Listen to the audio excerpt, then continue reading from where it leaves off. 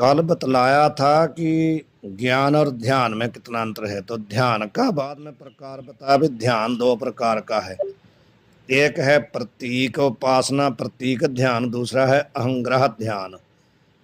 अब आज बता रहे हैं प्रणव की उपासना। प्रणव का ध्यान कैसे करना। प्रणव का मतलब होता है ओम कह दो या वाहिगुरु कह दो या एक ओंकार कह दो, उसका अर्थ तो वही है कि उसका ध्यान कैसे करेंगे, वही बता रहे हैं सवैया छंद। प्रणव का अहंग्रह ध्यान और रीति से अहंग्रह उपासना। अब कहते हैं सवैया छंद ध्यान अहंग्रह प्रणव रूप को। प्रणव का अर्थ क्या है? ओंकार। ओंकार रूप का ध्यान कहते अहंग्रह जो ध्यान है। कहे ओ सुरेश्वर श्रुति अनुसार। सुरेश्वराचार्य जी महाराज ने जो श्रुति है ना, वेद की श्रुति, मांडूक्य में भी आया है प्रश्न, काठोपनिषद आदि उपनिषदों में जो प्रणव का ध्यान आया है ना, उसको सुरेश्वराचार्य जी महाराज ने श्रुति के अनुसार कहा है कि श्रुति कैसे कहती है कि ध्यान करना चाहिए। अक्षर प्रणव ब्रह्म मम रूप सु। वही बात आ गई ना कि प्रणव का अर्थ क्या है? अक्षर जो नष्ट नहीं होता। अक्षर प्रमण, प्रमण जो अक्षर है ब्रह्म रूप है, वही मेरा रूप है। यूं अनुलव निजमति गति धार। अनुलव होता कि एक तेल धारावत, एक के पीछे अनुदा बहुत छोटा, उसके पीछे लव का मतलब लव का था छोटा, अनु होता पश्चात। एक धारा हमारी बनी है, ओंकार बनी है, तो उसके पीछे दूसरी धारा वैसे ही बनती जाए। अनु लव, लव होता बहुत थोड़ा समा, और अनु होता पश्चात। एक थोड़ी सी हमारी वृत्ति बनी, उसके पीछे टूटे ना, ऐसे ही बनती रहे। ऐसी निजमति, अपनी जो मति है इस प्रकार की यदि गति बनाओ उसकी कि टूटे ना, प्रण रूप ही बनी रहे, ये कहते हैं। ध्यान समान आन नहीं या के। इसलिए कहते हैं प्रणव का जो ध्यान है ना, जाप अलग है, ध्यान अलग है। जाप एक कर्म है, जो जाप है कर्म तो वो भी है, लेकिन कर्म ये भी है, पर ये मानसिक कर्म है। वो वाणी का कर्म है जप करना, ये मानसिक कर्म है ध्यान करना। तो कहते हैं ध्यान के समान और कोई भी सबसे सबसे बड़ा ध्यान है अहंग्रह ध्यान। अभेद उपासना, अभेद उपासना पीछे बता के आए हैं। पंचीकरण प्रकार विचार, पंचीकरण विचार पीछे बता के आए हैं ना। तो कह रहे हैं कि जो इस प्रकार ध्यान करना ना, वो कहते हैं उसका कहाँ विवेचन किया है सुरेश्वराचार्य महाराज ने। पंचीकरण नाम उनका एक ग्रंथ है, पंचीकरण है उसका नाम। उस पंचीकरण में उन्होंने जो है इस ध्यान की व्याख्या करी है खोल करके। जो जह करत उपासना सो सुनी तुरत नसै संसार अपार। तो जो कहते हैं अहंग्रह उपासना करता है ना, अभेद उपासना करता है, उसका ये अध्यास जो नाम रूप प्रपंच संसार का अध्यास है, भ्रांति है, बहुत शीघ्र निवृत्त हो जाती है, उसको मोक्ष प्राप्त हो जाती है। टीका है शिष्य प्रणव रूप का कहिए ओंकार स्वरूप का। प्रणव का अर्थ क्या हुआ? ओंकार। तो ओंकार स्वरूप का अहंग्रह ध्यान मांडुक्य प्रश्नादिक श्रुति के अनुसार सुरेश्वराचार्य ने कहा है, सो तू कर।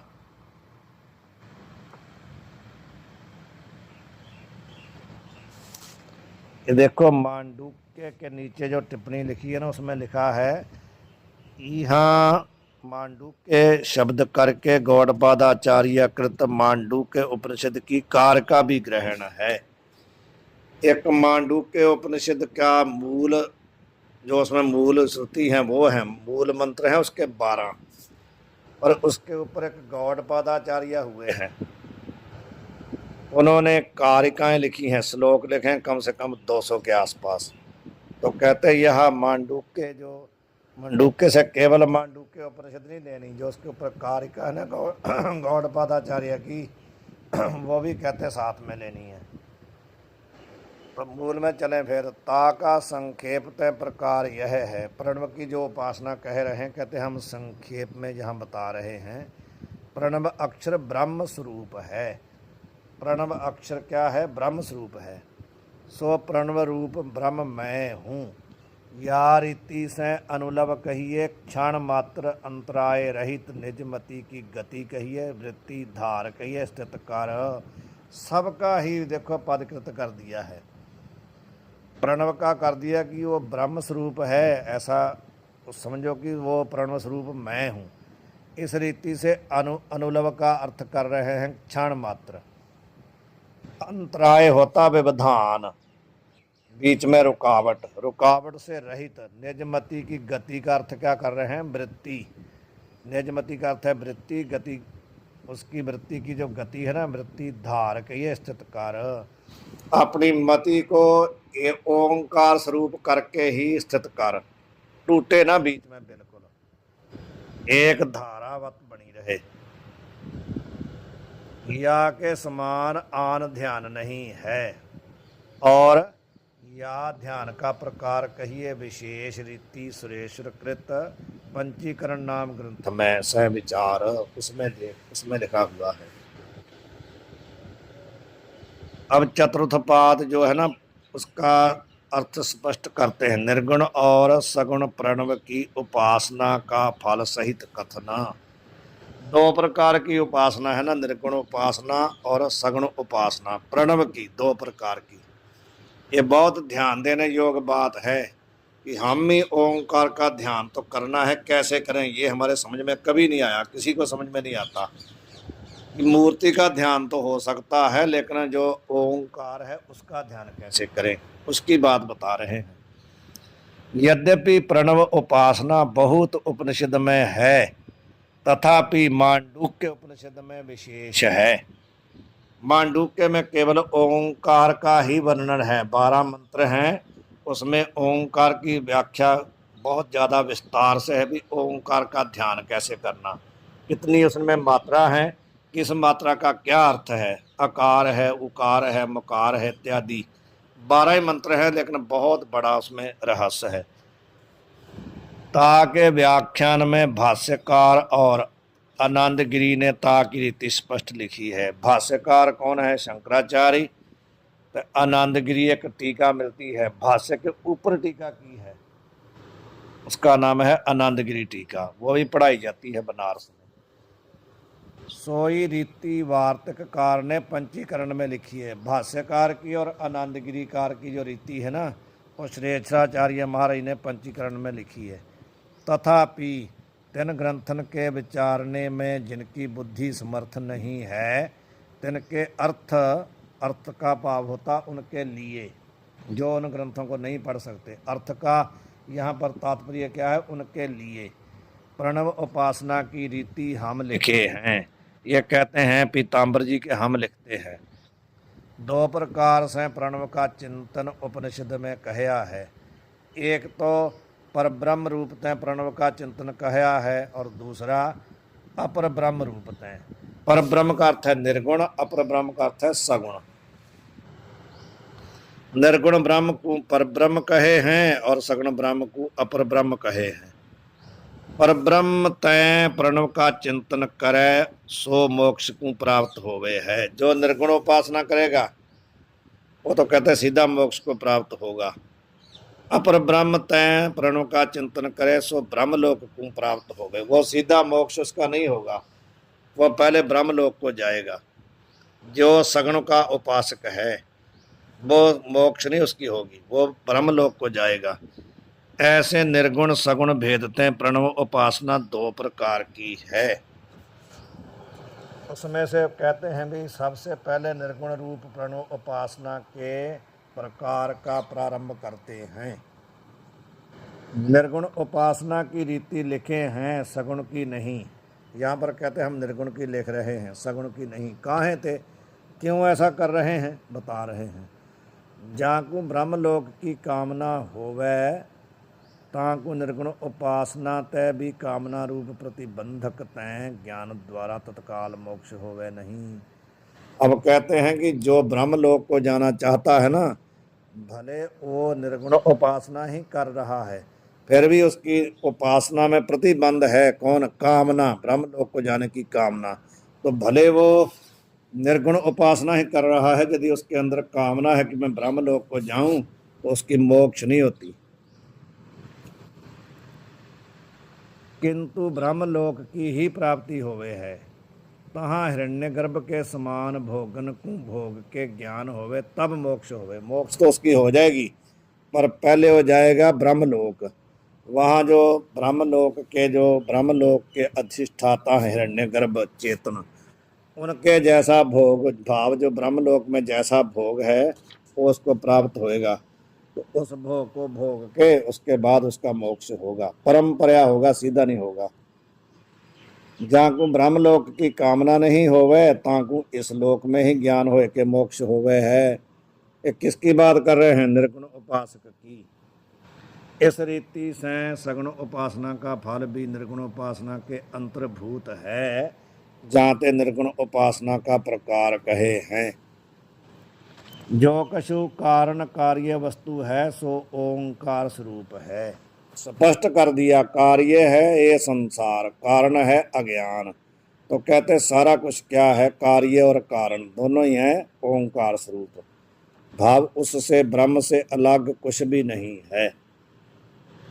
या ते सर्वरूप ओंकार है। जितनी वस्तु दिख रही है अथवा जितनी नहीं दिख रही, ये भी उपनिषद में आया है कि जो दृश्यमान है, जो अदृश्यमान है, जो दिख रहा है वो तो ठीक है, जो स्वर्ग नरक आदि हमारे को दिखता नहीं ना, वो भी सब ब्रह्म स्वरूप ही है, उससे अत्र अलग कुछ नहीं है।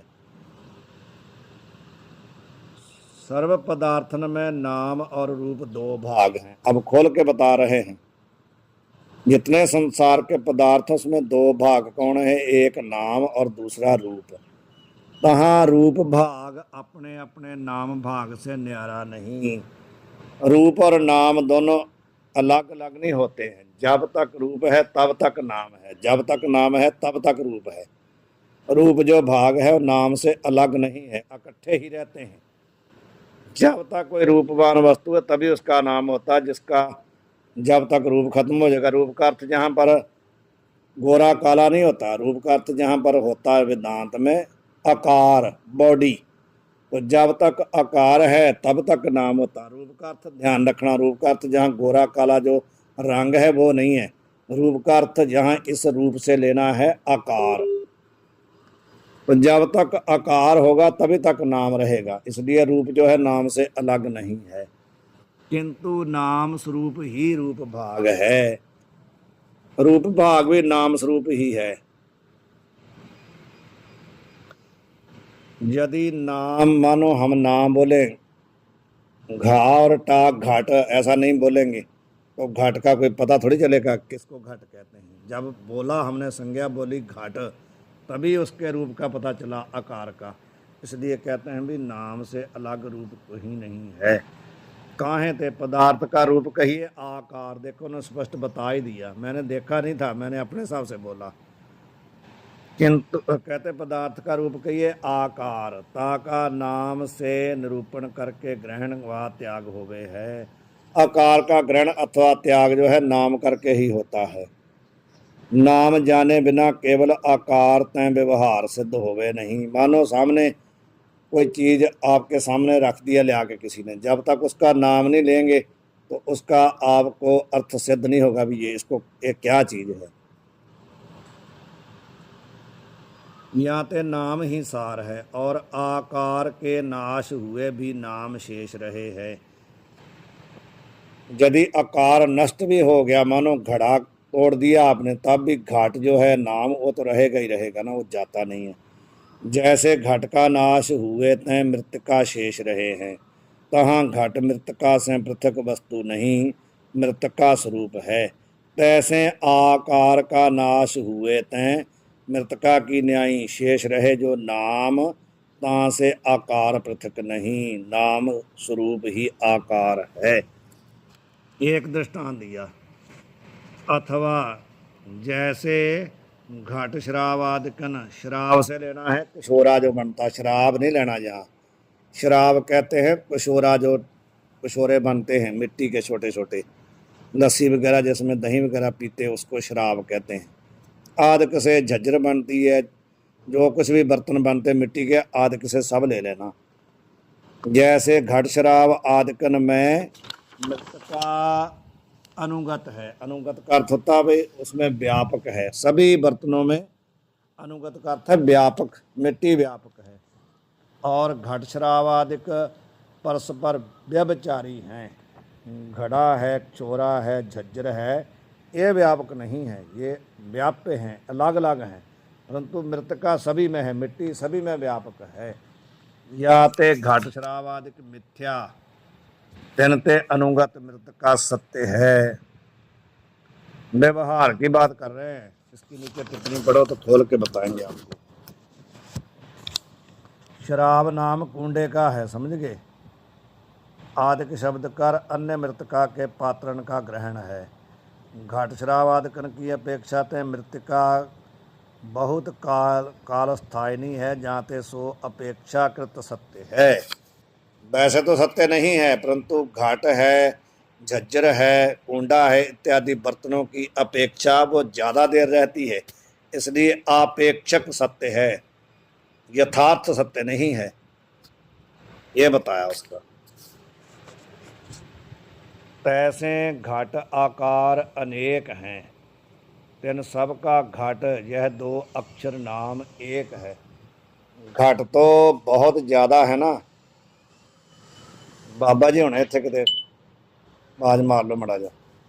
तो कह रहे हैं कि घाट जो है ना, घाट एक अक्षर है ना, दो अक्षरों का एक पद है घाट, तो दो अक्षर ये नाम एक है, परंतु इस नाम को, इस नाम के द्वारा सभी घटों का ज्ञान हो जाता है। सो आकार परस्पर व्यभिचारी और सर्व घट के आकार में नाम एक अनुगत है, जैसे ऊपर बताया था ऐसे ही जो नाम है वो तो सभी में अनुगत है, व्यापक है, परंतु जो बर्तन है वो अलग अलग है। जाते मिथ्या आकार सत्यता नाम ते पृथक नहीं। जो मिथ्या आकार हैं घट आदि के, और सत्य नाम से, नाम को इसलिए सत्य कह दिया कि घट के नाश होने पर भी नाम रहता, यदि ज़्यादा देर रहता, इसलिए अपेक्षाकृत सत्य है, उसमें यथार्थ सत्य नहीं है। इसकी टिप्पणी में देख लो नीचे, घाट की अपेक्षा तय घाट ऐसा दो अक्षर वाला नाम बहुकाल पर्यंत स्थायी है। यहाँ ते पुण्य के क्षय तय मरने वाला बहुकाल स्थायी देव जैसे अमर कहिए हैं, तैसे वह नाम भी सत्य नित्य कहिए हैं। जैसे मनो जो देवता है उसका पुण्य ज़्यादा है, इसलिए उसको देव शरीर मिला है, तो मनुष्य शरीर की अपेक्षा वो ज़्यादा देर रहेगा, तो इसलिए देवताओं को अमर कह देते हैं। अमर का मतलब ये नहीं कि देवता की मृत्यु नहीं होती, मृत्यु तो होती है उसकी भी, परंतु मनुष्य की अपेक्षा ज़्यादा देर वो रहते हैं, पुण्य उनका ज़्यादा होता है, इसलिए जैसे उनको कह देते हैं अमर, ऐसे कहते हैं नाम को सत्य कह दिया, नाम ज़्यादा देर रहता है, यथार्थ सत्य नहीं है। ऊपर चलो। इस रीति से सर्व पदार्थन के आकार अपने अपने नाम से भिन्न नहीं, किंतु नाम स्वरूप ही आकार हैं। किसी भी पदार्थ का जो आकार है नाम से अलग नहीं है। सो सारे नाम ओंकार से भिन्न नहीं। पहले तो सबका बता दिया कि आकार सारे नाम से भिन्न नहीं, और कोई भी नाम है वो ओंकार से भिन्न नहीं, किंतु ओंकार स्वरूप ही नाम है, इसलिए कहा ना कृत्रिम नाम। हाँ जी, हाँ जी, सभी जो नाम है ओंकार स्वरूप ही हैं। काहे ते वाचक शब्द को नाम कहे हैं। नाम किसको कहते हैं? जो किसी का वाचक है, किसी को कहता है, उसको कहते हैं नाम। और लोक वेद के सारे शब्द ओंकार से उत्पन्न हुए हैं। जितने भी शब्द हैं, भले लौकिक है भले वैदिक है, सभी ओंकार से ही उत्पन्न हुए हैं, तो ओंकार ही स्वरूप हुए। ओंकार से अलग कोई भी नाम संसार का नहीं है। तो हम लोग क्यों झगड़ते हैं फिर? हमारा झगड़ा क्यों पड़ रहा है? हमारे को राम पसंद नहीं, हमारे को शिव पसंद नहीं है। हम लोग लड़ते हैं कि नहीं लड़ते हैं, इसी कारण के हमारे को ओंकार के बारे पता नहीं है। अब स्पष्ट कर दिया कि ओंकार से भिन्न कोई भी संसार का नाम नहीं है, भले लौकिक हो भले वैदिक हो। तो इसलिए किसी नाम से झगड़ा नहीं करना चाहिए। जो भी कोई किसी प्रकार भी नाम लेता है ना परमात्मा का, वो ओंकार से अलग नहीं है। यह श्रुति में प्रसिद्ध है। कहते हैं ऐसे सुनी सुनाई बात नहीं है, श्रुति से प्रसिद्ध है। संपूर्ण कार्य कारण स्वरूप होवे हैं। एक और देखो दृष्टांत दे रहे हैं कि जितने कार्य होते हैं वो अपने कारण का ही स्वरूप होते हैं। भले आप मिट्टी से 10 बर्तन अलग अलग बना लो, लेकिन मिट्टी से अलग नहीं होंगे, वो मिट्टी रूप ही होंगे। तो जल से जो तरंग है, फेन है, बुदबुदा है, वो जल से अलग नहीं है। जाते ओंकार के कार्य जो वाचक शब्द रूप नाम सो ओंकार स्वरूप हैं। कहते हैं ओंकार के कार्य ही ना जितने नाम है जो किसी को कहते हैं, तो वो अपने कारण से भिन्न हो ही नहीं सकते। इस रीति से रूप भाग जो पदार्थन का आकार सो तो नाम रूप है, और सर्व नाम ओंकार स्वरूप है। जाते सर्व स्वरूप ओंकार है। तो सभी की जड़ क्या है? ओंकार। इसलिए ओंकार ब्रह्मा उत्पात ओंकार किया जन चेत, इसलिए वहां कही है बात कि ओंकार से भिन्न कुछ भी नहीं है। ओंकार और ब्रह्म का अभेद बता रहे हैं। जैसे सर्वस्वरूप ओंकार हैं, तैसे सर्वरूप ब्रह्म है। पहले तो नाम की बात बताई कि जैसे जितने नाम है ओंकार स्वरूप हैं, उसी प्रकार जितने जितने रूप है ना, भाव जितने आकार हैं, वो भी ब्रह्म हैं। यहाँ ते ओंकार ब्रह्म रूप है, तो दोनों का अभेद कर दिया, ओंकार का। और पहले ये बताया कि रूप नाम से अलग नहीं है, फिर बताया कि जितने नाम है वो सब ओंकार स्वरूप हैं। तो इसलिए जितने नाम है ओंकार स्वरूप हुए, तो जितने रूप हैं, रूप भाव आकार, जितने आकार हैं वो ब्रह्म स्वरूप हुए। और ओंकार क्या है? ब्रह्म स्वरूप है। एक तो ये बताया। किंबद अर्थ होता अथवा, अथवा ओंकार ब्रह्म का वाचक है। ओंकार नाम है ना, किसका वाचक है? ब्रह्म का। तो ब्रह्म वाच्य है। वाच्य का और वाचक का अभेद होवे है, अलग नहीं होते वाचक और वाच्य। वाचक वाच्य का अर्थ वही निकलना है, नाम और रूप दोनों अलग अलग नहीं होते। यहाँ पे भी ओंकार ब्रह्म रूप है।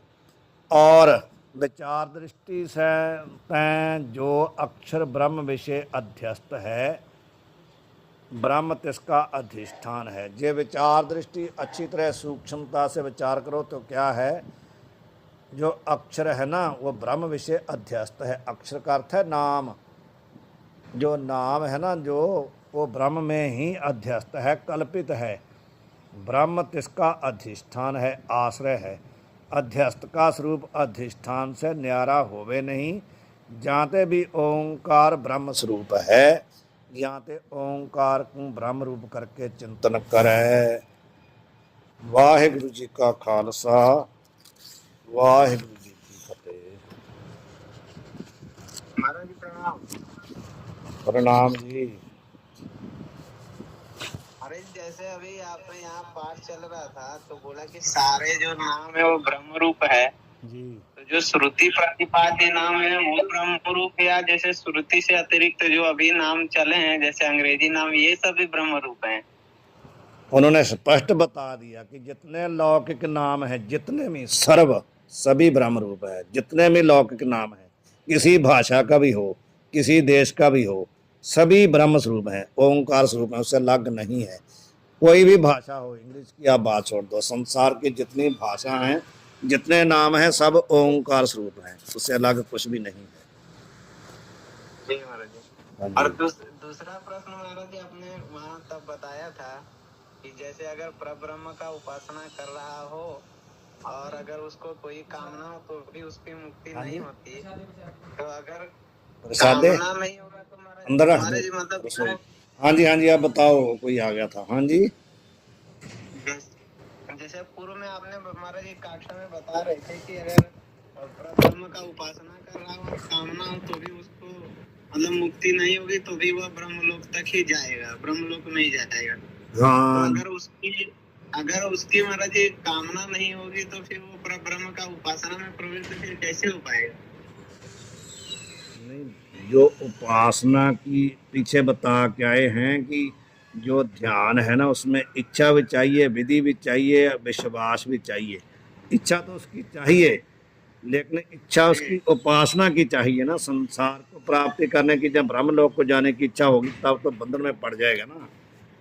यदि वो इच्छा उपासना करता है ना इच्छा के सहित होकर के, तो जब उसकी उपासना पूर्ण होती है तो इच्छा उसकी निवृत्त हो जाती, खत्म हो जाती है। लेकिन ब्रह्मलोक की जो उपासना या स्वर्गलोक की जो इच्छा है वो तो उसको वहां ही लेकर के जाएगी। उसने ध्यान ही उसी का किया है ना, वो उसको वहां जाना ही पड़ेगा। जो उपासना की इच्छा करके उपासना करता है उसकी उपासना करते करते इच्छा खत्म हो जाएगी। जैसे पहले भी कई बार बात चली है ना, गुरु गोबिंद सिंह महाराज का दृष्टांत देखो आप, हेमकुंड का। तो महाराज ने खुद ही स्पष्ट करता थे, महाराज जी स्पष्ट करता ना भी जदों ही उपासना की आ शुरू उदों ही इच्छा करके की है कादी, जेड़ा मतलब शक्ति वशिष्ठ सगुण उपासना ही की सी पहला जो शुरू की है। हौली हौली अभेद उपासना शुरू की सी उन्होंने पहला। तो जदों उन्होंने निर्गुण उपासना करनी शुरू की है तो पहला कोई ना कोई चित्र सामने लिया के की है ना, पर करते करते कहते भी ऐसा होया भी हुण साडे विच उपासक उपासे भेद नहीं रहा, अभेद हो गए। लेकिन पहला तो अभेद नहीं सी ना, पहला तो अभेद उपासना जरूर शुरू की थी पर उस समय भेद सी। पर उपासना करते करते उपासक उपासे भेद खत्म हो गया। हुण कहंदे द्वैत एक रूप हो गए हो, पहला नहीं। जे पहला ही होंदे तो महाराज इतना लिखते ना ना, फिर जे पहला ही एक ही होंदे फिर लिखते ना। ਇਹਦਾ ਮਤਲਬ ਇਥੋਂ ਸਿੱਧ ਹੋ ਰਿਹਾ ਵੀ ਪਹਿਲਾਂ ਜਦੋਂ ਉਪਾਸਨਾ ਸ਼ੁਰੂ ਕੀਤੀ ਸੀ ਨਾ ਉਦੋਂ ਦੋ ਰੂਪ ਸੀ, ਇੱਕ ਰੂਪ ਨਹੀਂ ਹੈਗਾ। ਇਹਦੇ ਵਿੱਚ ਇਹ ਗੱਲ ਹੈ ਮਹਾਰਾਜ